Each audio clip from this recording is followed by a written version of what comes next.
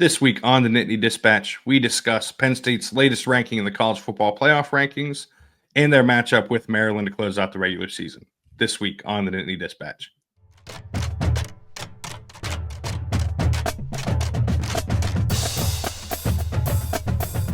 Hello and welcome to the Nittany Dispatch. I'm John Sauber, Penn State beat writer at the Center Daily Times. She's Audrey Snyder doing the same at The Athletic. And it is almost the end, Audrey. I genuinely... It's the end. I can't believe that we're already at this point in the season. You know, it's hard, kind of hard to believe, but also like you think back and you're like, oh my God, that West Virginia game feels like it was 12 years ago. Yes, it does. So in some regards it feels short. Other regards feels insanely long. But yeah, kind of hit me when we were going in Monday to talk to James Franklin, and it's like, oh yeah, our routine changes next week because we won't hear from him Monday, which unless I guess Penn State's in the Big Ten title game, then yeah, then I guess we would hear from him Monday. But yeah, it'll be kind of a probably, unless Michigan pulls the upset in the game, then Penn State will have to kind of wait till playoff bowl seating selection bracket Sunday, which is the following Sunday, the 8th, I guess. Yes, the 8th. Yeah, no, it is our last week of real routine. Listen, Michigan has a chance to win that game, but I would be pretty surprised at this point if Ohio State didn't win by a couple scores there. That's just it's a very different Michigan team than the one that's beaten Ohio State in the past couple of years. But before we get too far into this, don't forget to rate, review, and subscribe to the podcast. If you're listening on Apple Podcasts, those 5-star ratings really help us out, as do the reviews. If you're watching on YouTube, hit that thumbs up button and the subscribe button down below as we continue the march toward 2,000 subscribers. But yeah, this is kind of it, right? Like this is the last round, and it's always a weird week too because it's very condensed.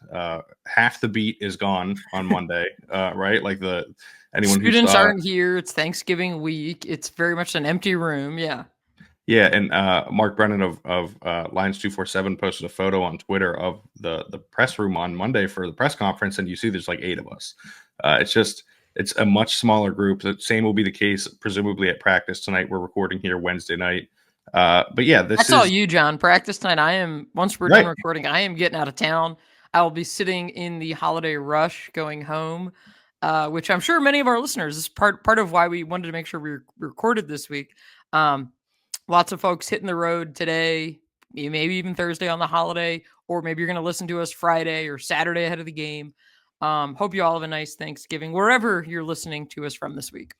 Yes, absolutely. And I think that the thing we're going to have to start with here is Penn State's ranking and seeding in the college football playoff.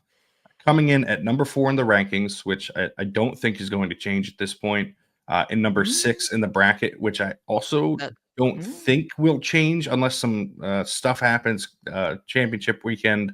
We can get into that. I think the point of conversation, though, has to start with Notre Dame being number 5 and number 7, respectively, in the rankings and the bracket. There's some thought that they should have jumped Notre Dame by now. I am curious to hear, you and I haven't really discussed this, where I stand on it. I'm curious to know, where do you stand on whether or not Penn State should be ahead of Notre Dame at this point? Okay, so I am totally fine with Penn State being ahead of Notre Dame. And I say this because you look at it and you say, okay, Penn State's worst loss. Again, we go back to this. Your worst loss is to Ohio State, in which really we can boil it down, John, if we want to some bad play calling around the goal line. Like that to me is the difference. Now, I understand the argument of, okay, who has Penn State beaten? And the Minnesota win doesn't really kind of help that narrative when people, if you're just scoreboard watching, they're going to see it and say, oh, wow, it took Penn State, to the end of the game. They aren't going to probably recognize that there were 3 4th down conversions on that final drive, including the fake punt.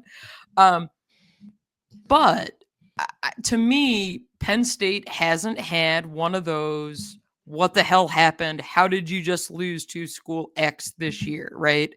They are one of the few teams who have not had that. I think, but what do I know? I think that should matter more than, okay, like you have a really good loss versus you have a really bad loss. Now, if this is where it gets interesting to me, if Notre Dame comes out this weekend and wrecks USC, right? Penn State, of course, needed overtime. This game's played on the road for Notre Dame, I believe. Yeah, I believe they're out in LA this weekend. Yes, it's in Pretty Los sure. Angeles. At that point, do they get jumped based off of that game? Here's where I would caution the committee on that. If Notre Dame wins by a lot, I would caution the committee and say, this is a different team than the team that Penn State played. This is a different USC team. When Penn State played USC, they were playing for their season. It was on the line, right? It was, you are desperate. You got to win. You got to find a way. And they played like that, right? Like they played like their season was on the line. Now, all of that's off the table for USC, right? So you're playing a much different team than the one that Penn State played. So even if Notre Dame wins big this weekend, I still think the committee needs to recognize that it's different. Now, John, there's the eye test argument. There's the eye test that Notre Dame has looked better. Go ahead. Real quick, I want to get into the resume stuff. They are legitimately a different team too, though, because they have a different quarterback. They benched Miller Moss for Jaden Mayava, who has been all right, but I think you can argue that Moss was better when he was. I still don't totally get that. Yeah, I think Lincoln Riley was making a change for the sake of making a change, which can spark a team sometimes. But yes, Penn State faced a USC team that had its back up against the wall. Its season was completely on the line. If they lost to Penn State, it was all over. And they, like you said, they played like it. Their back was so far against the wall, John, they had splinters coming out the other side. Yes, it was the ultimate.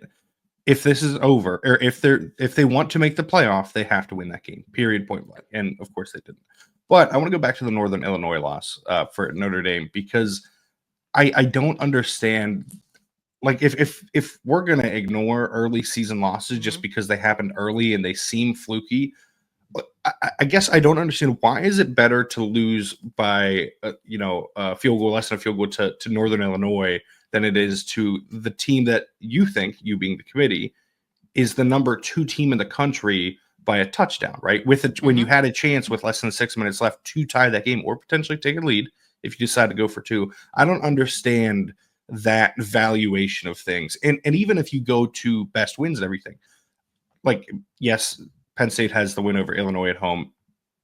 Notre Dame's win over Texas A&M on the road is more impressive, but it was also early in the year, right? Like, if you're going to discount that Northern Illinois loss because it happened so early, why are you not discounting the Texas A&M win because it happened so early, right? You can't pick and choose what gets weighted based on when it happened. It's either the early season stuff doesn't matter as much, or the late season stuff, it doesn't matter as much. You scored 14 points against Northern Illinois, right? Like, that to me is the thing that, I don't know, people are seemingly wanting to dismiss. The other part, I don't understand it at all.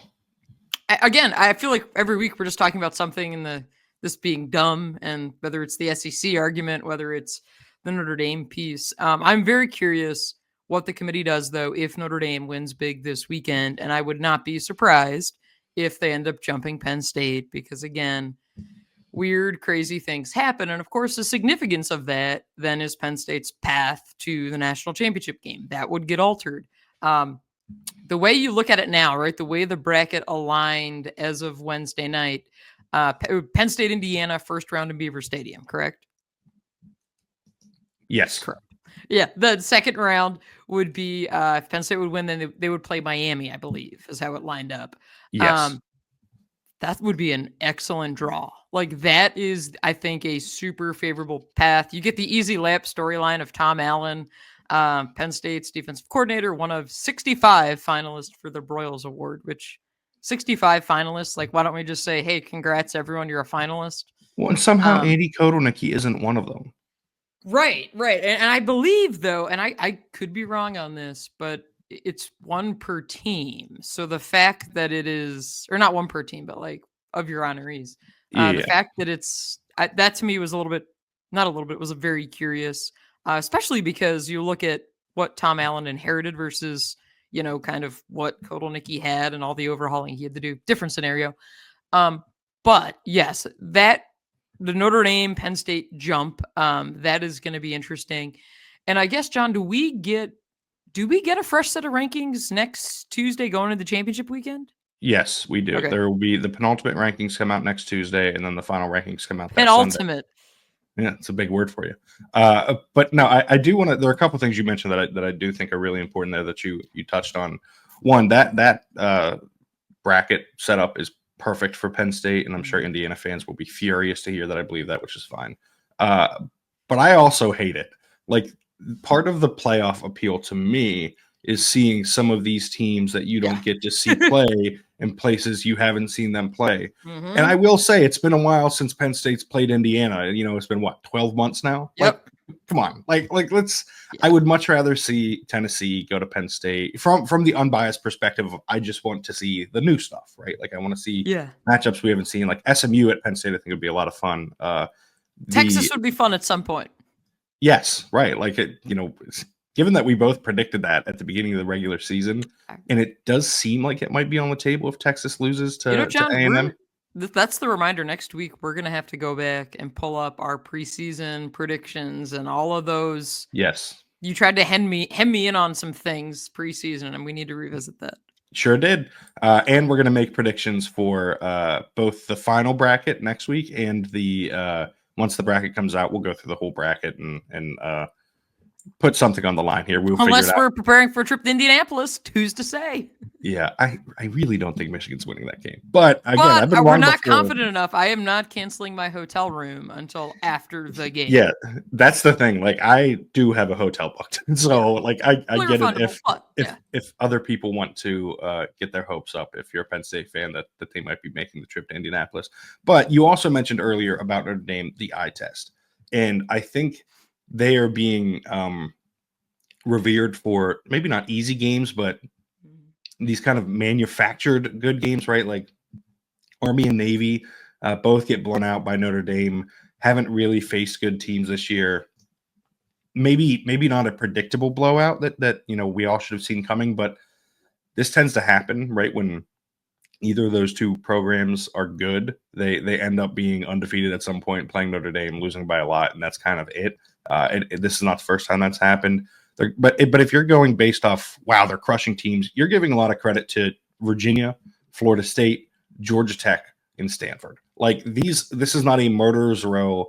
I would argue that maybe this will go back to bite. Whatever. Minnesota's better than all of those teams, right? And Penn State went on the road and beat them. Georgia Tech, I think, is the one you can maybe make the argument that Minnesota is not better than. But even then, I think that would be a close matchup. I don't understand why Penn State is getting no credit for impressive wins over Washington. I don't like them dominating Purdue isn't all that different from Notre Dame dominating Florida State. I know people will see the Florida State logo, whatever. What about West Virginia on the road week 1? It was so long ago, though, early in the season, John. Yeah, right. Like, that's the thing. Like, we're picking and choosing what games matter, and I don't know. I kind of hate it. And like I said, Notre Dame only beat Texas A&M by 10. That wasn't a blowout. That's an A&M team that I think, who knows? Maybe they lose to Texas, and suddenly it's a 4-loss team. And is that game that impressive? I just think there is a lot of picking and choosing what is valuable based on not a whole lot of evidence. And by the way, you know how many times Notre Dame's gone on the road this year? How many? Twice. Not many. Twice? Only twice? Because they had the neutral site? According to ESPN, twice. Well, they got one this weekend. Yes, that'll be their third away game of the season. And to me, even if it's whatever it is, 3 times, these are not impressive opponents, right? Like, this is not a team that is, and I know it's going to sound like I'm talking out both sides of my mouth here, but this is true of Big Ten teams too. This is not an SEC or Big Ten team going on, a conference run that includes, maybe you lose to Northern Illinois at the beginning of the year, but you dominated Illinois, and then you dominated Indiana, and then you beat this is a Notre Dame team that has one kind of impressive win at the very beginning of the season. Again, when we are claiming that their games aren't as important because the Northern Illinois game happened after the Texas A&M game. And again, if we're claiming that, then you can't put that much value on that. And they beat Louisville at home by 7, a Louisville team that I think is good. That team is probably better than Minnesota, but they're 7-4. They've lost to Stanford. They've lost to pretty much any good team they've played other than Clemson, who's also going to sneak into the playoff, by the way, I think.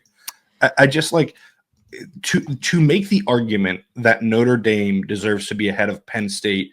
You have to talk out both sides of your mouth, and it's right. Like you have to both value Texas A&M a John, lot. you're usually good at that. If I need to, Go you back have to your Purdue pick. You have to listen.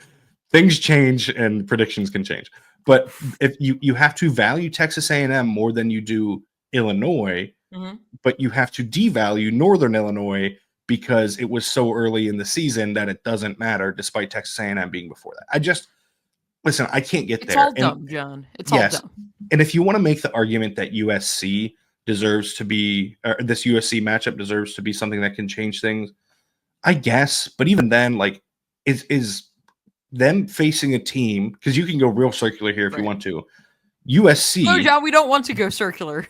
USC played Maryland, who Penn State is playing this weekend. And Penn State, if they blow out Maryland by more than we'll do Notre Dame blows out, yeah, you can point to the common opponents on that end too. That you can get super circular and claim that, well, Penn State beating Maryland is actually more impressive than Notre Dame beating USC because Maryland beat USC. Whatever. You just said Penn State beating Maryland, John. You just jumped ahead a couple days. Yeah, I'll do it again. I did this the last few weeks. They're not losing this game. You want to talk about a team with their back up against the wall? It's not the Maryland Terrapins. They don't seem to care. They have, called it a season. This has been a really, really bad year for Maryland. And yeah, I'll wrap up the college football playoff thing, and then we'll get into previewing that game. But this is, I don't understand how this continues to happen with these spots that people pick and choose when things matter and when they don't matter. You got to be consistent with the arguments you're making and with these types of things. And the committee knows that. And I assume that's why Penn State is still ahead. But Ward Manuel, the college football playoff chair, did leave the door open a little bit by saying that they'll be watching this weekend's matchup and that it's close between Penn State and Notre Dame. And so if it ends up getting flipped, I just think then I will be firmly on the side of, well, why even do the rankings prior to the last week or two? Because then if you're just going to change your mind on nothing. Every Tuesday night, it's to the point, you know this, because Tuesday I was like doing other things. I didn't even look. And about an hour later, I said, oh yeah, John, where's Penn State ranked? Like, I just don't, I'm not a very hot take person in general with a lot of things. So I just don't have scorching hot takes about a bracket. Like, I just don't. I do not feel strongly about these things because every single week we see different teams, right? We see teams get upset. We see weird, crazy things happen, right? You get one injury as we saw last year, right? Then what does that do to your team and the outlook there with Florida State? So to me, I hate kind of wading into this every week. So this week I just was like, yep, not looking, going to do other things because I knew you would have more strong opinions on these things than I do. So thank you for sharing those, John, because I know if there's someone who always is up for a passionate debate, it's always you. That's very true. But I will say, if they're going to release these rankings every week, then you can't make these kinds of decisions late, right? Like you just can't suddenly when neither team has faced anyone big. And I made this point. I posted on Blue Sky last night. Someone asked about if Notre Dame beats USC by quite a bit, wouldn't that change things? And it doesn't seem like this committee is rewarding big jumps unless it's a massive win, like you're beating a really good team, or if you lose, right? Like otherwise it's mostly staying the same. So I would think it won't end up mattering that Penn State will stay ahead of Notre Dame, but it is something worth monitoring. With that being said, we can get into this Saturday's matchup because it is an uneven one. Yes, a thing that no one is really paying attention to, which is very funny because it's probably not even these players' last home game in Beaver Stadium, right? Weird. Like, yeah, it's a lot of guys being recognized as they should for something that isn't technically true. Like, it's not technically their final chance to play in Beaver Stadium. So, I think this is pretty much as lopsided as it gets, unless you're playing Purdue in the Big Ten. Maryland has, like I said, given up on the season outside the top 50 in both offense and defense on SP+. They have not had a lot of success this year outside of when they play USC, which again, if you USC's catching a lot of strays in our conversation today. No, I'd argue those are direct hits, and they're deserved. Yeah. Let's take a brief break from the podcast to discuss our good friends at Roback. And as I tend to do, because I am always wearing Roback, I will point to the logo here on my left shoulder. It's a new one, John. That is a new shirt. It is. It's a new performance hoodie. I actually got it, I want to say a week or so ago. This one is brown. I like it. Sad that I now recognize when you get new clothing, John. This is our podcast partnership, but when you get new clothing, I know it's coming from Roback.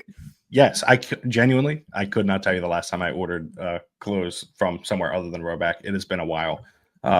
And that is because Roback has the best clothes that you can get. The apparel's as good as it gets. And if you would like to get some Roback gear, you can go to roback.com and use code TND20. That's TND is in the Nindy Dispatch 20 to get 20% off your first order.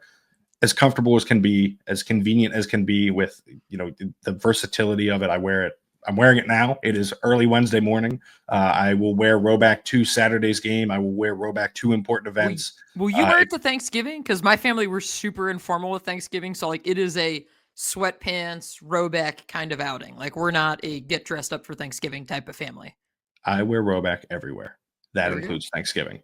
And that includes the performance hoodies, the performance joggers, the hats. I wear the performance polos when I golf, as I will be trying to do in the next few weeks as November comes to an end and the weather gets a little colder, but that has never stopped me before. Any chance to wear Roback, I take it. And you can wear it too with code TND20. You get 20% off that first order over at roback.com. Now back to the show. This is a Maryland program that we'll see what happens with their coaching staff. I think that they've been in a state of flux for a little bit now, and a state of frankly not playing well for a few years now. But this is a game that Penn State should handle, and frankly, I think they should handle from start to finish. Yeah, I am, as I always am this time of year. Last game, I'm curious about the pregame screen watching, right? Because the game is at noon, Penn State, Maryland, 3:30. So Penn State will know by the time their game starts if it's win and you're going to Indianapolis, or lose and, well, then you've got bigger issues. So, yeah. Or just win and you're not going to Indianapolis. That's probably the more likely scenario. I was going to say, that's the better way to phrase that. That's where I was trying to get to there.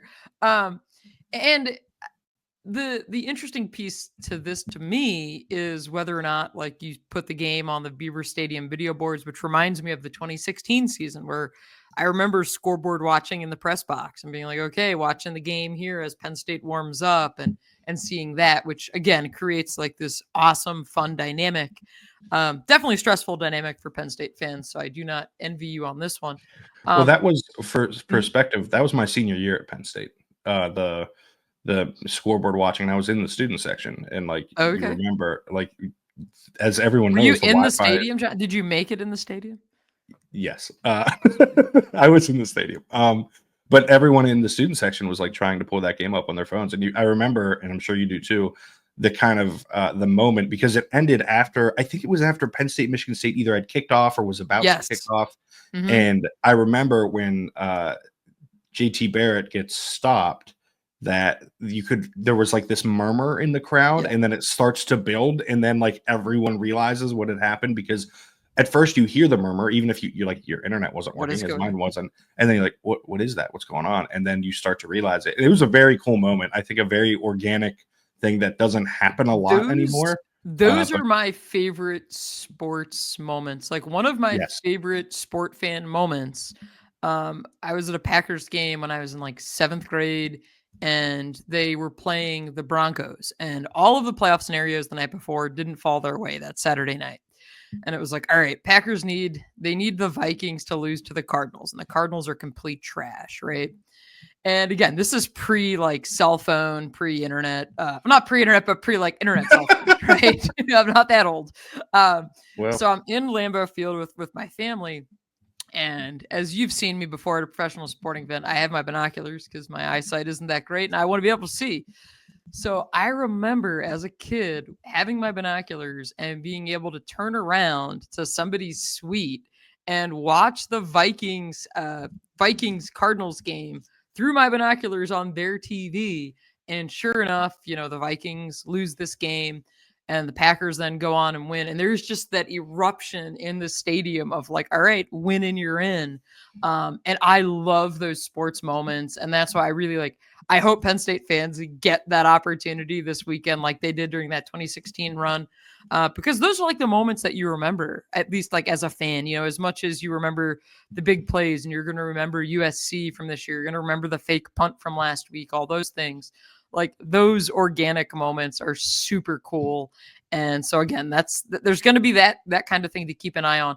But I did want to mention, James Franklin said this week that, you know, they want to keep this team together as long as they can, play however many games they can, which, John, that to me was a reminder of the whole narrative of, does this team even want to play in the Big Ten title game? And you and I both said, absolutely, you want to play in the Big Ten title game.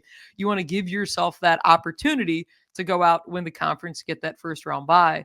But that was pretty much as definitive as James Franklin basically agreeing with us and saying, yeah, we want to play in the Big Ten title game, by saying we want to keep this team together as many weeks as we can. Yeah, I agree with you. By the way, you saying that spurred the memory of the 2008 Eagles 44-6 win over the Cowboys. That came after they needed a bunch of things to go their way before that. That is the most improbable one of those situations that I can remember, where a team needs like bad teams to beat good teams, essentially. All that's to say, not impossible this weekend. But yes, I agree with you. I think James is not going to say it. He's not going to address anything beyond this week because it's not what he does. It's not how he handles things. But I think they probably want to play in the Big Ten title game, right? Like, I do think there is some the wear and tear argument. Yeah, some level of peril to going and losing, because now you've added an extra game and you don't get as much time off between that game. You only get 2 weeks off between that game and the playoff. And so I guess I would understand it from that perspective. But even then, you're probably, the Big Ten loser of the Big Ten title game is probably going to be the 5 seed. Like, I don't see a scenario where that's not really the case. And if that happens, then you have the scenario that Penn State fans should be dreaming of, right?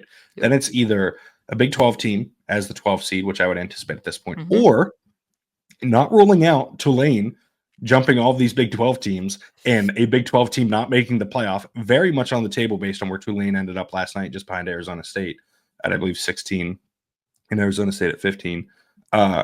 You would have that in the first round, that fifth conference champion in all likelihood. And in the second round would be Boise State in a neutral site. And listen, Ashton Genty, very good. That would be fun. Very likely going to end up in New York City in just over a week at the Heisman ceremony. I'm picking Penn State to win that game by a couple of scores. Like, that is a pretty one-dimensional team. Penn State has done well against those types of teams. Boise State struggled with Wyoming, which was very interesting this past week.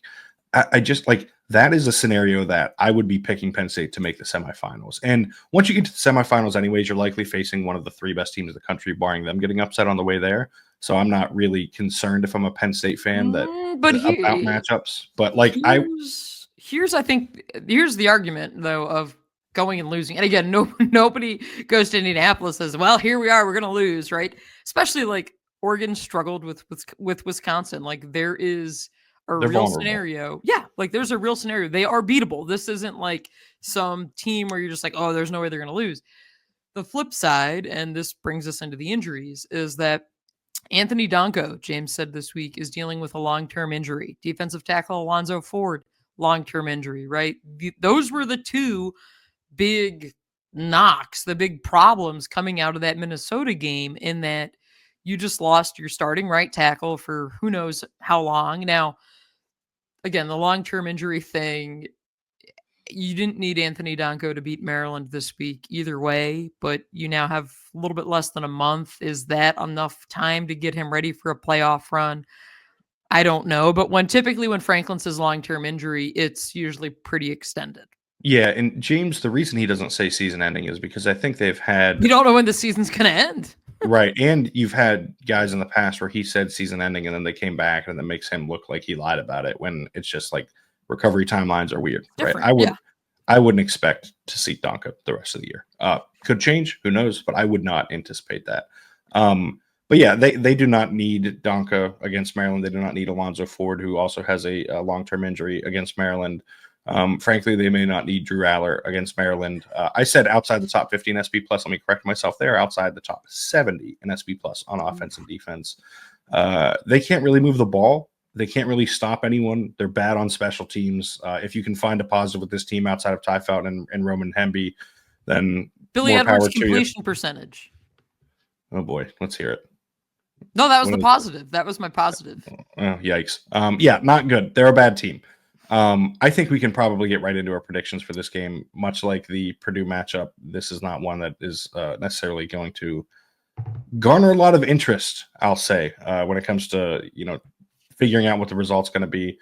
Would you like to start, or would you like me to start? I have got mine, which is published now, by the way, on CenterDaily.com. Oh boy, I didn't look, John. I know. Wait. I'm scribbling mine down. I don't know what the spread is, but I'll go first. Okay. I'm picking Penn State to win 47-10. So that's 47-10. The player we'll be talking about on Monday. I'm going to keep spite picking here and keep going with Tyler Warren because I need to recover some of my mojo that, I've picked wrong for several weeks, which again, if we don't pick Tyler Warren, which brings me back to this other point is God, because everyone has a COVID year seemingly these days. I don't know I think he has 1 year left. I don't even know if Penn State announced who's getting introduced yet on their game notes, to be honest. I did not check the list yet. That is a Friday endeavor. But I will say that I also have Tyler Warren as my player to watch on Sunday. I'll get into that in a second. But I have Penn State winning 38-7. Maryland scores a garbage time touchdown. I don't think this game is going to be close. Penn State's offense is significantly better than the Maryland defense. Penn State's defense is even better in that regard than Maryland's offense. This should be a blowout. No way around it. Unless Penn State doesn't come out with the intensity it needs, then this game's going to be over pretty quickly. The reason that I chose Tyler Warren is because this is probably, again, unless Michigan upsets Ohio State, this is his last chance to make a Heisman statement, right? And a lot of people will put their ballot or have their ballot sent in even before conference title games. I'm not in that group. I will wait till every game has ended and I have every piece of data that I need to make my to send my ballot in. But I tend to think that this is going to be his last chance to show he's worth, making it to New York City for the Heisman ceremony. And I think Penn State early on is going to feed him a little bit, make sure that he puts up those numbers necessary. Went a little bit off the wall with this one because I do think they're going to try and get him as many touches as they can, as many ways as they can. No punts this week. Notable for the former high school All-State punter, as I joked with him after the game. But I will say that he catches at least 7 passes for over 100 yards, rushes for at least 50 yards, and throws for at least 25 yards, all while catching a touchdown and rushing for a touchdown in the game. I didn't want to go with throwing the touchdown too. 3 feels like too many. But I think this is like the 200 scrimmage yards type of game, multiple touchdowns. This is a Heisman candidate type of performance that I will he's a Mackey Award finalist, right, John? That came out this week. Yes. Not a Blitnikoff Award finalist, which I think makes sense. Although I don't know if I agree with all of the finalists for the Blitnikoff Award. I think Travis Hunter is awesome. I don't think he's one of the 3 best receivers in the country. And I think that putting him there kind of misses the point of what makes him awesome, I guess, right? Like him being top 20, top 15 as a receiver and a corner is what makes him excellent, not being top 3 at either position. Although he is from a talent standpoint, but the production just... And we had... Anyways. Abdul Carter. We also had a trophy update there as well, right? Are you up on all of your trophy? I'm not. Postseason awards. Let me know when I got to submit a ballot and when they're announced. That's my whole thing. I have votes for several of these. Yeah. I just check my inbox every day, see what I have a ballot for, and then file Don't worry, it. John, you're not special. I have a lot of votes too. Right. No, I know. That's what I'm saying though. We both have so many of them that I just put it in a folder of the awards that I need to be paying attention to at the beginning of the year when I start getting those notifications and things. And then I, when I can, I vote on semifinalists and finalists. And then I always make sure I vote for the winner for anything that I have a ballot for. Did you catch Penn State did release as close as we're going to see to a Heisman campaign for Warren with the sizzle reel video with Rob Gronkowski talking about him, Yes. and they had some Sinatra music playing. So they are definitely like the Heisman push is there. And so kind of the layout here of this next month, and I'm going to have a story up on this on The Athletic because it's insane, is you go from this weekend to next weekend. Obviously, you have your championship games. Then that Sunday, you have bowl selection. That Monday, the portal opens. And that Monday is also the same day that the Heisman finalists get announced. So whether or not Tyler Warren is going to New York City, they'll know that day as well. James Franklin made a point last week after practice, which is pretty funny, that, he's tired, which again makes sense, especially this year with the schedule with the playoff.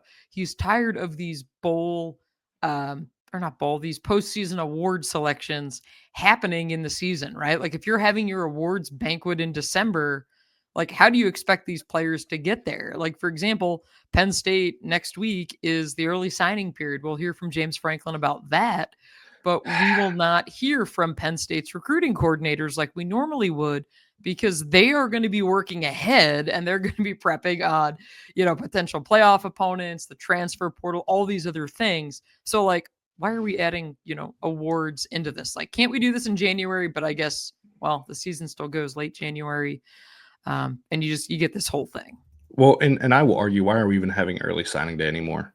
The national letter of intent doesn't exist. Like they got rid of them. Like you can sign now. You sign financial papers, whatever that ties you to school. I don't think any of it's like all that binding though, right? Like yes and no. I mean, it's you want to honor your program's new players. I get that, but yeah, it is a different. It's just a different era, and I think too with the transfer portal, I think there is an argument to be made that in some regards, some fans maybe care less about who you're signing because it's like, well, are they going to be here in a year or two? Like this guy's going to be here for 4 or 5 years. Like, no, like that's just not the era of the sport that we're in. And John, I've been scrolling during all of this, trying to find the list of seniors that'll be announced Saturday, just to come out and tell you Penn State hasn't announced it yet. So, I think last year usually we get it like Friday night. Yeah. Last year we got it Friday. I would anticipate that being the case again. I will say, like, the most important addition Penn State's going to make this offseason is not going to come from the high school recruiting class. It's going to be whatever wide receiver they get in the transfer portal. Point blank, period. Yep. So when that rolls around, yes. But you mentioned all of those things happening in the coming weeks. The good news is we will be here to cover all of it. And I will be covering all of it over at CenterDaily.com, and Audrey will be covering it over at The Athletic. I think this is a good place to leave it for this week, heading into a pretty consequential but not competitive matchup against Maryland, I will say. Penn State should be able to take care of business in that one. And we, like the rest of you, will be watching the game to see what happens between Michigan and Ohio State to determine Penn State's future. And then we will be back post-game following Penn State's presumed win over Maryland. I know people probably have to hate that I'm doing this. It's like the broadcaster's jinx. Don't worry. It'll be fine. We will be back post-game to discuss Penn State's matchup with Maryland. Until then, if you'd like to read Audrey's writing, like I said, you can find her over at The Athletic. You can find me at CenterDaily.com. You can find both of us on Twitter. I am at John Sauber. She is at OddSnyder4. And you can find both of us on Blue Sky by searching our names. If you're watching on YouTube, they are down below, as you will note. No H in John. And then Audrey's obviously Audrey Snyder. That is a good place to leave it. Don't forget to rate, review, and subscribe to the podcast. Leave those thumbs up and hit the subscribe button on YouTube as well. Thank you for tuning in. And until next time, have a nice day.